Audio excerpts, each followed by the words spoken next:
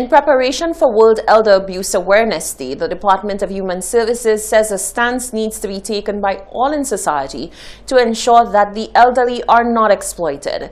The family case worker in the Elder Care Unit, Andrea Alcide, says everyone needs to come together to care for the individuals who paved the way for younger generations. We have a lot of our older persons right here in St. Lucia who are being abused on a regular, very frequently, all types of abuse, sexual abuse, financial abuse, neglect, physical abuse, and we want to bring recognition to that so people know that abuse of the elderly is alive, it's happening, and we're hopeful that everybody can play their part in eradicating, minimizing, and stopping elder abuse. Alcide outlined the activities planned to commemorate Elder Abuse Awareness Day.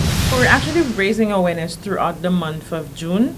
We have a few short videos coming out, interviews with persons, stakeholders working with the elderly and who deal directly with persons who have become abused by other persons. So we have a few interviews coming out to bring out knowledge, bring out information out there as to what to suspect, what to look for, and how to help. We're also going to put out some flyers, some posters that will remind persons how to reach us, remind persons what's not important, remind persons really what abuse of not just an older person, but abuse in general is, so they can see those signs and play their part in preventing it. We're also going to have a feature with some of our older persons who have been abused, sharing their experience as to how they felt, how did the situation make them feel, and what's going on with them. Also, too, we want the members of the public to remember that as the theme speaks, stronger together we can do this. That was family case worker in the Elder Care Unit in the Department of Human Services, Andrea Alcide. As St. Lucia seeks to enhance its tourism offerings, the communities chosen to showcase their offerings through village tourism are preparing themselves to get their share of the tourism pie. The representatives for Gros Islet, Anse-la-Raye Canneries and Soufrière Fort-St-Jacques shared how they are positioning themselves to take advantage. They spoke at the Flobo Forum on Sunday. St. Lucia's Village Tourism Initiative is part of the UWP's medium-term development strategy for sustainable growth, of which tourism is one of the 6 pillars. The concept is to encourage tourists to live like locals as another option to vacationing in St. Lucia. The project is being spearheaded in key tourist communities as a way of diversifying the country's tourism offerings and getting more money into the pockets of locals.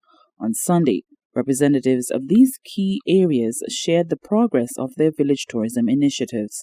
First up was the MP for Anse-la-Raye Canneries, Dominic Fady. Started a big rehabilitation of the waterfront. A mini hotel is being built in the location of the police station. We're doing the square, the village square in the middle of the village. We're redoing the jetty, extending the jetty, and the hope is that the ferries from Martinique, where 50% of our regional tourists come from, will be able to gain access onto the jetty and to propel the opportunity for businesses. There is a restaurant that's being built on the location of the old community center building.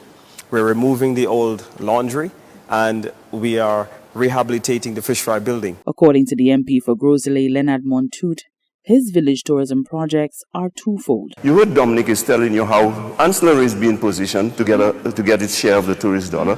Well, Soufrière is not satisfied with the share. They're enhancing their opportunity to get even more. Get more. And so that is what we are, not only national distribution, but a greater share of it. Because as more locals get invested in the industry, more and more of the tourist dollar is retained in St. Lucia, less of it is repatriated. Right. And of course, the fact that we have a vested interest in it, it will redound to our greater benefit because we will do more to not only enhance but to protect the industry as well.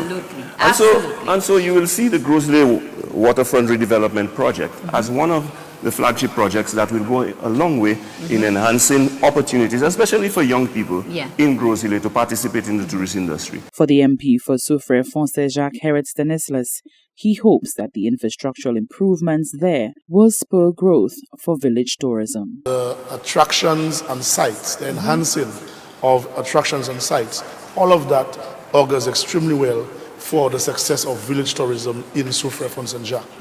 If you look at Sabi, the Esperance Diamond Road rehabilitation, this is a critical piece of infrastructure which is significantly important. Some $3 million was borrowed from the CARICOM Development Fund to facilitate the development of village tourism.